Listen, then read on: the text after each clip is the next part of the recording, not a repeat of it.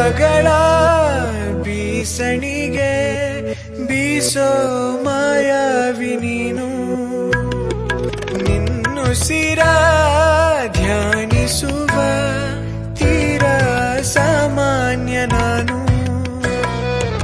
ಆಕಾಶದಲ್ಲಿ ನೀ ದೀಪವಾದೆ, ಇರುಳಾಗಿ ನಾನು ನಿನಗಾಗಿ ಕಾದೆ.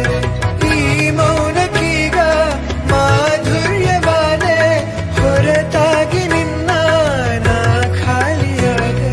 ಸಿಹಿ ಕಹಿ ಏನಾದರೂ ಪ್ರತಿ ಕ್ಷಣ ಜೊತೆಯಾಗಿರು, ಇನ್ನು ಬೇಕಾಗಿದೆ.